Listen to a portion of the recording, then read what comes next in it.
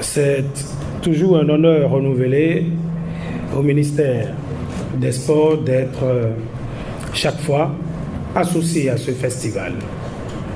Et comme vous le savez, le Bénin, comme plusieurs autres pays du monde entier, a fêté le Nouvel An il y a quelques jours. Mais en outre, on doit attendre quelques semaines encore pour voir nos amis chinois fêter le leur. Je voudrais, par anticipation, au nom du ministre en charge des Sports de la République du Bénin, formuler nos vœux les meilleurs pour une année pétillante à monsieur le directeur du Centre culturel chinois, à tout le peuple chinois, au Bénin comme en Chine. Monsieur l'administrateur du festival, mon cher Patrick Idowu, a parlé tout à l'heure d'un concours de design en mettant l'exergue sur les lanternes.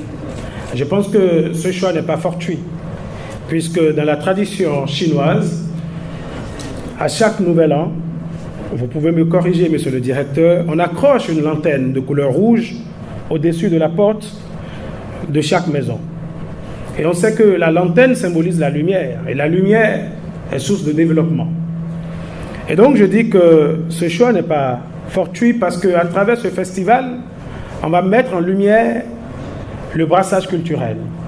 On va mettre en lumière les acteurs, les produits culturels aussi bien de la Chine que du Bénin. Je pense que c'est un honneur qui est fait à notre pays et le gouvernement de son Excellence, M. Patrice Talon, est tout à fait sensible à ces actes. Ensuite, je note que dans la tradition chinoise, à chaque nouvel an, il y a un repas en famille, ce qu'on appelle le dîner de la réunion. Eh bien, à travers également ce festival, vous offrez cette communion, monsieur le directeur. Vous offrez ce repas au peuple chinois et au peuple béninois. C'est tout à fait à votre honneur. Et je voudrais vous renouveler ici le soutien indéfectible, aussi bien du ministère en charge des Sports, et comme le disait le modérateur tout à l'heure, ce ministère tient également les prérogatives en termes de politique de promotion de la jeunesse et de politique de promotion des loisirs. Même si on peut noter aujourd'hui que la jeunesse reste transversale à tous les portefeuilles ministériels que nous avons dans notre pays. Il ne saurait être l'exclusivité d'un seul portefeuille ministériel de travailler pour la jeunesse. Quand vous allez au ministère de l'Emploi, vous avez la jeunesse. Quand vous allez au ministère de l'Économie, vous avez la jeunesse. Quand vous allez au ministère de la Culture, oh là là, la jeunesse, elle est foisonnante également dans ce portefeuille ministériel. Mais il revient à notre département ministériel de définir les différentes politiques en charge de la promotion de la jeunesse. Et c'est à ce titre que nous sommes portés à un haut degré d'incandescence par l'invitation que vous nous témoignez à chaque édition de ce festival.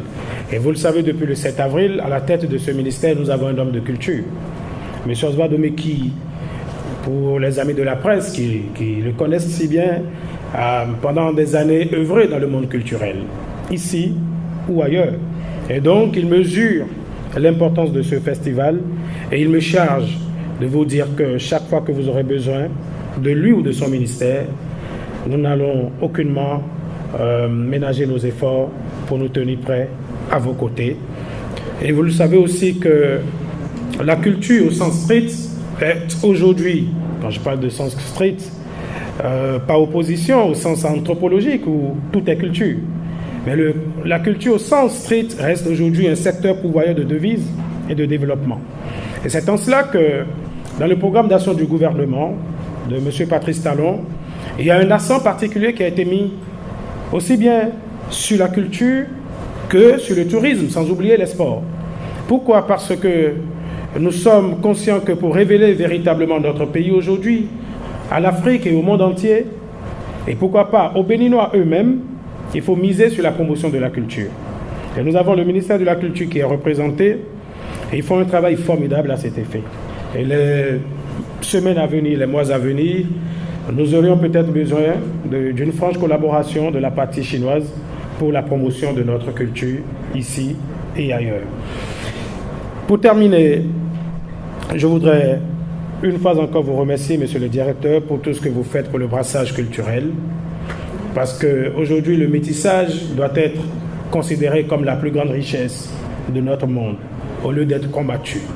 Métissage entre différentes régions d'un même pays, métissage entre pays de différents continents, pour que vive la coopération sino-béninoise. Je vous remercie.